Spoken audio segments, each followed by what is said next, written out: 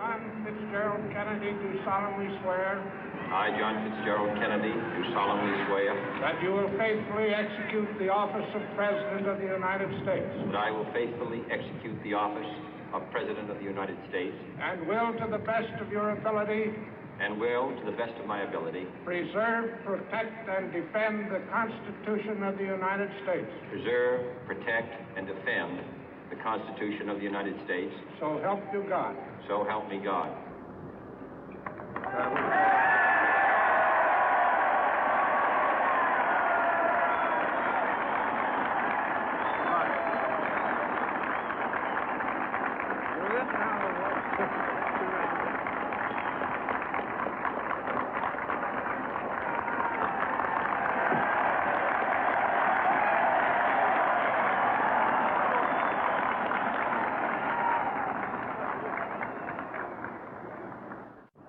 Vice President Johnson, Mr. Speaker, Mr. Chief Justice, President Eisenhower, Vice President Nixon, President Truman, Reverend clergy, fellow citizens.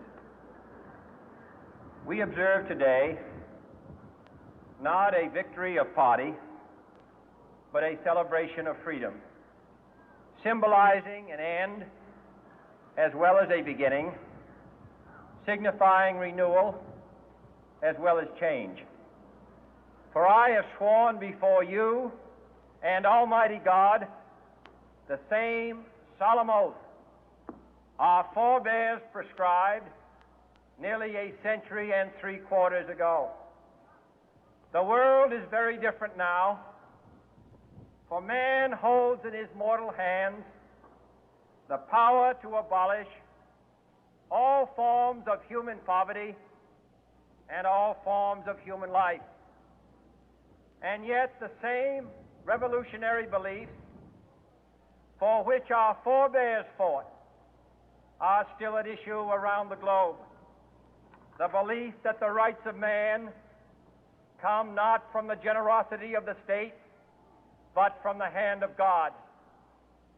We dare not forget today that we are the heirs of that first revolution.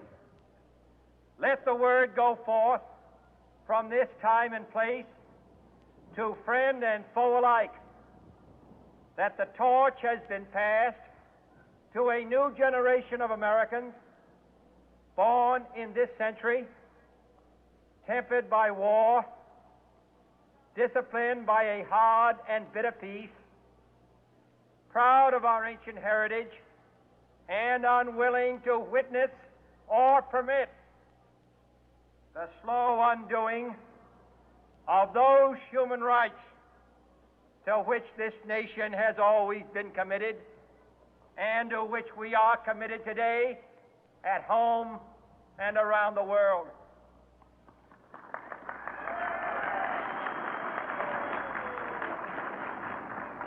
Let every nation know, whether it wishes us well or ill, that we shall pay any price, bear any burden, meet any hardship, support any friend, oppose any foe to assure the survival and the success of liberty.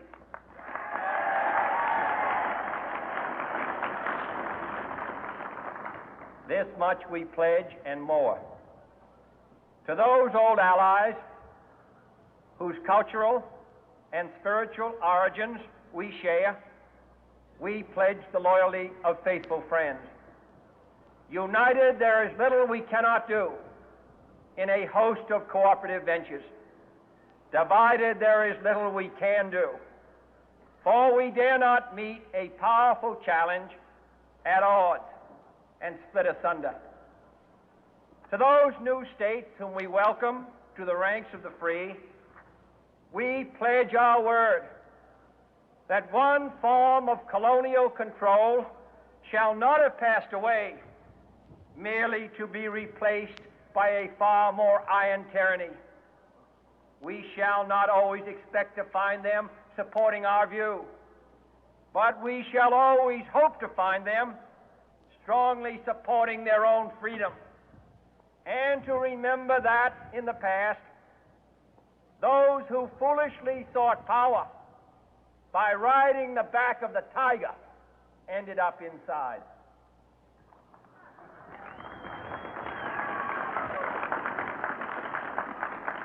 To those people in the huts and villages of half the globe struggling to break the bonds of mass misery, we pledge our best efforts to help them help themselves for whatever period is required, not because the communists may be doing it, not because we seek their votes, but because it is right. If a free society cannot help the many who are poor, it cannot save the few who are rich.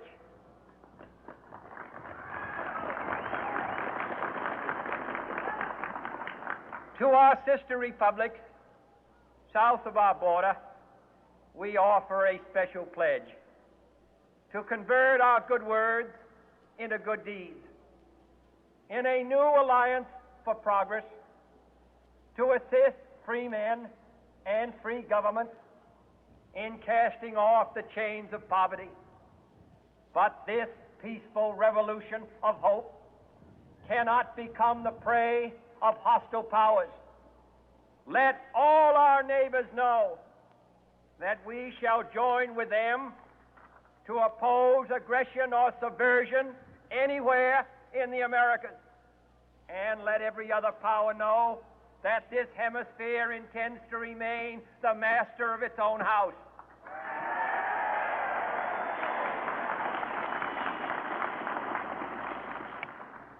To that World Assembly of Sovereign States, the United Nations, our last best hope, in an age where the instruments of war have far outpaced the instruments of peace, we renew our pledge of support to prevent it from becoming merely a forum for invective, to strengthen its shield of the new and the weak, and to enlarge the area in which its writ may run.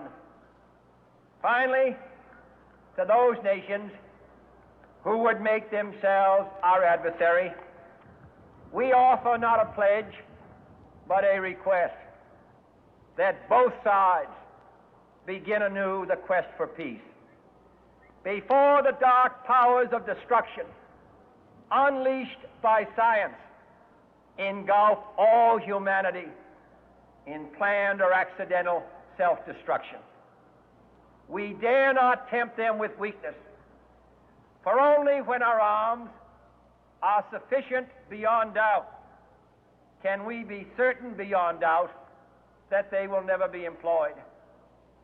But neither can two great and powerful groups of nations take comfort from our present course, both sides overburdened by the cost of modern weapons, both rightly alarmed by the steady spread of the deadly atom, yet both racing to alter that uncertain balance of terror that stays the hand of mankind's final war. So let us begin anew, remembering on both sides that civility is not a sign of weakness, and sincerity is always subject to proof. Let us never negotiate out of fear, but let us never fear to negotiate.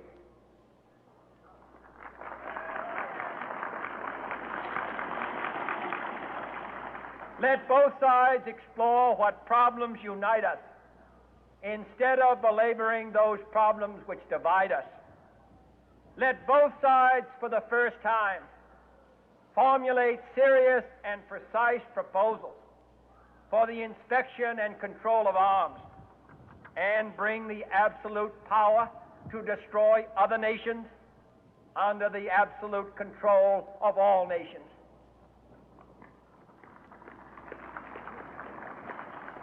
Let both sides seek to invoke the wonders of science instead of its terrors. Together, let us explore the stars, conquer the deserts, eradicate disease, tap the ocean depth, and encourage the arts and commerce.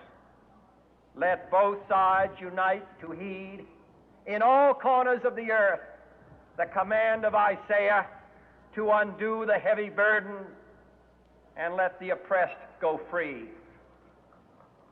And if a beachhead of cooperation may push back the jungle of suspicion, let both sides join in creating a new endeavor, not a new balance of power, but a new world of law, where the strong are just and the weak secure and the peace preserved. All this will not be finished in the first 100 days, nor will it be finished in the first 1,000 days, nor in the life of this administration, nor even perhaps in our lifetime on this planet. But let us begin.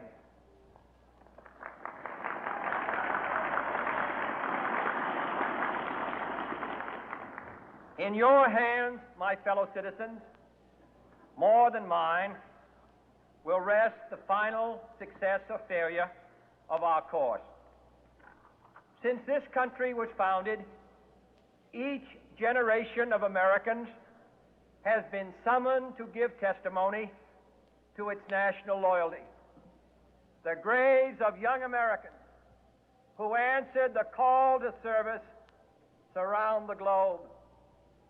Now the trumpet summons us again, not as a call to bear arms, though arms we need, not as a call to battle, though in battle we are, but a call to bear the burden of a long twilight struggle, year in and year out, rejoicing in hope, patient in tribulation, a struggle against the common enemies of man, tyranny, poverty, disease, and war itself. Can we forge against these enemies a grand and global alliance, north and south, east and west, that can assure a more fruitful life for all mankind? Will you join in that historic effort?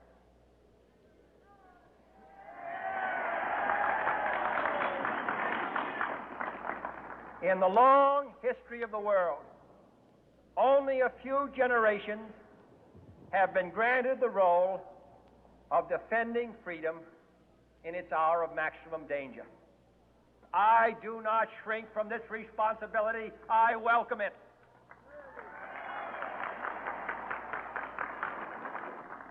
I do not believe that any of us would exchange places with any other people or any other generation.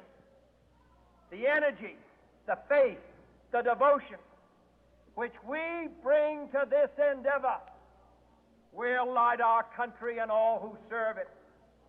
And the glow from that fire can truly light the world. And so, my fellow Americans, ask not what your country can do for you, ask what you can do for your country.